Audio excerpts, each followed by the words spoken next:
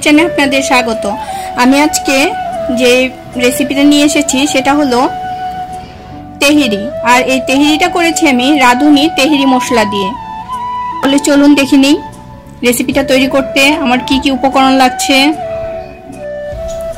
আমি আজকে তৈরি করতে যাচ্ছি গরুর মাংসের তেহেরি। আর গরুর মাংসের তেহেরি তৈরি করার জন্য আমি এখানে রাঁধুনি তেহেরি মশলাটা নিয়েছি। আর আমি এই তেহেরিটা তৈরি করব সরিষার তেল দিয়ে। আমি এখানে যে মাংসটা নিয়েছি এখানে আছে 600 গ্রাম গরুর মাংসের সলিড একটা টুকরা, হাড্ডি ছাড়া একদম মানে সলিড মাংসটা যেটা আছে সেটাকে আমি ছোট ছোট কিউব আকারে কেটে নিয়েছি। এখন আমি দিয়ে দিচ্ছি এটার মধ্যে 1 টেবিল চামচ পরিমাণে রাঁধুনি যে তেহেরি মশলাটা আছে আমি সেটা 1 টেবিল চামচ পরিমাণে দিয়ে দিলাম।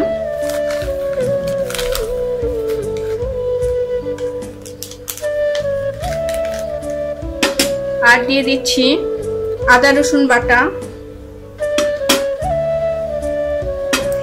আর 2 টেবিল চামচ পরিমাণে সরিষার তেল,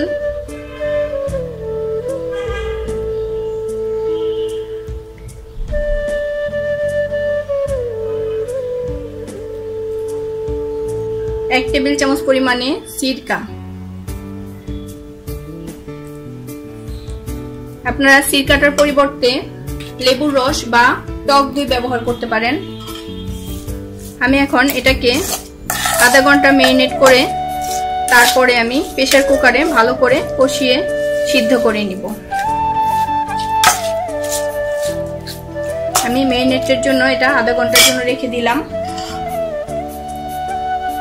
আর তেহেরি তৈরি করার জন্য যা যা লাগছে, এখানে আমি কিছু মটরশুঁটি নিয়েছি, হালকা একটু সিদ্ধ করে নিয়েছি। আর এখানে আলু নিয়েছি, কাঁচা আলু, এটার মধ্যে আমি সামান্য জর্দা রং আর লবণ মাখিয়ে নিয়েছি। এখন আমি এটা ডুবা তেলে ভেজে নিব। আর পোলাও চালটা এখানে হাফ কেজি পরিমাণে আছে, আমি ভালো করে ধুয়ে নিয়েছি। এখন রান্না করব। আমি চুলায় প্রেসার কুকারটা বসিয়ে নিয়েছি। এখন এই যে ম্যারিনেট করে রেখেছিলাম মাংসগুলা, এগুলো আমি এখন এই প্রেসার কুকারের মধ্যে দিয়ে দিচ্ছি।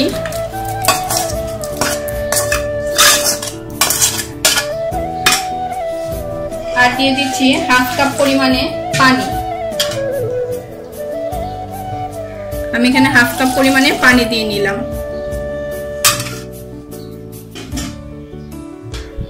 আর দিয়ে দিচ্ছি লবণ।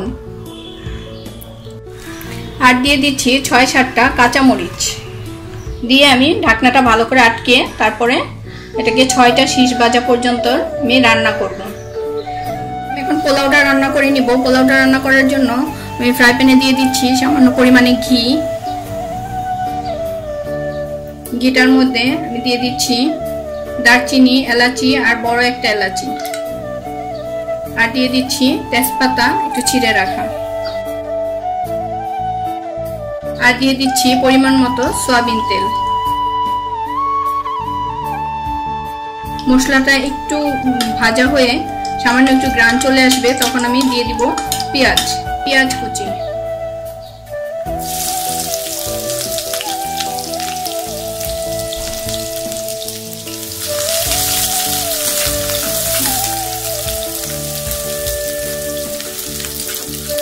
ভেজে নিব। পেঁয়াজটা ব্রাউন কালার চলে আসছে। আমি এখন দিয়ে দিচ্ছি পোলাও চাল। আমি এখন পোলাও চালটা দিয়ে দিচ্ছি। চালটা দিয়ে দিলাম। এখন দিয়ে দিচ্ছি পরিমাণ মতো লবণ। আমি এখানে 1 চা চামচ পরিমাণে লবণ দিয়ে দিলাম, কারণ মাংসতে লবণ আছে তাই আমি লবণটা একটু কম করেই দিলাম। আর দিয়ে দিচ্ছি 1 চা চামচ পরিমাণে আদা আর রসুন বাটা। আমি এখানে আধা কেজি চালের পোলাও করে নিচ্ছি, সেই পরিমাণে আমি সবকিছু দেখিয়ে দিচ্ছি।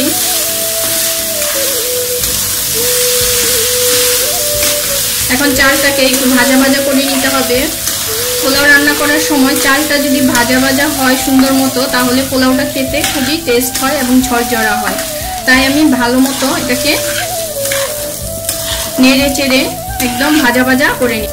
পোলাও চালটা একদম ঝরঝরে এবং ভাজা ভাজা হয়ে গেছে। এখন আমি দিয়ে দিচ্ছি এটার মধ্যে গরম পানি। আর গরম পানিটা কি পরিমাণে দিতে হবে সেটা আমি আপনাদের বলে দিচ্ছি। আমি তো সব সময় দেখিয়ে দিই যে একটা কাপ দিয়ে মেপে যে পরিমাণে চাল আছে সেই পরিমাণে এভাবে মেপে দিই। এখন আমি যেভাবে দিব সেটা হলো, আপনার কাছে কাপ নেই তখন কি করবেন, এই যে হাতের যে কর আছে 1 কর 2 কর, এই 2 কর পরিমাণে এই যে এইভাবে করে চামচটা ধরলে যেরকম ইটা হয়, এই যে এই পরিমাণে যদি এই পোলাওর উপরে পানিটা এতটুকু থাকে তাহলে মনে হবে যে ওই পানিতেই পোলাওটা হয়ে যাবে। তাহলে আমি এখন দেখিয়ে দিচ্ছি। আমি এখানে গরম পানি দিয়ে নিচ্ছি।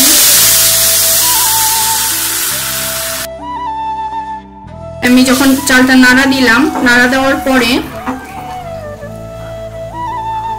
পানিটা থেমে গেল, যে 2 কাপ পরিমাণে পানি আছে, এই যে এই মাপ মতো পানিটা আছে, তাহলে বুঝতে হবে এই পানিতেই চালটা সম্পূর্ণ মতো সিদ্ধ হয়ে যাবে, আমার আর কোনো রকম পানি দেওয়ার প্রয়োজন হবে না। এখন আমি চুলার জালটা একটু বাড়িয়ে দিচ্ছি। যখন বলক চলে আসবে তখন চুলাটা একদম ধিমা আঁচে করে আমি নিচে একটা তাওয়া দিয়ে তারপরে বসিয়ে দিব পোলাওটা। রাঁধুনি তেহেরি মশলার যে তেহেরিটা করব সেই জন্য আমি যে পোলাওটা করেছি সেই পোলাওটা রেডি হয়ে গেছে। এখন আমি দিয়ে দিচ্ছি এই যে মাংসটা সিদ্ধ করে নিয়েছি আমি 6টা শীষ বাজিয়ে, তারপরে চুলার আঁচ ধিমা করে আরো 10 মিনিটের মতো আমি ঢাকনা ছাড়া সিদ্ধ করে নিয়েছি। এখন আমি সেই মাংসটা এই পোলাওটার উপরে দিয়ে দিচ্ছি। আমি এখানে আধা কেজি চালের পোলাও মানে চাল নিয়েছি পোলাওটা করার জন্য, আর মাংস নিয়েছি 600 গ্রাম। আপনারা চাইলে মাংস পরিমাণটা আর একটু বাড়িয়ে দিতে পারেন। আলু সেগুলো আমি একটু ডুবা তেলে ভেজে নিয়েছি, আর মটরশুঁটিগুলা হালকা সিদ্ধ করে নিয়েছি।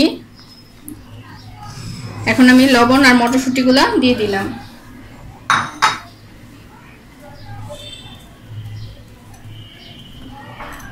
সামান্য পরিমাণে পাউডার দুধ, 1 চা চামচ পরিমাণে চিনি, আর দিয়ে দিচ্ছি 1 টেবিল চামচ পরিমাণে কেওড়া জল।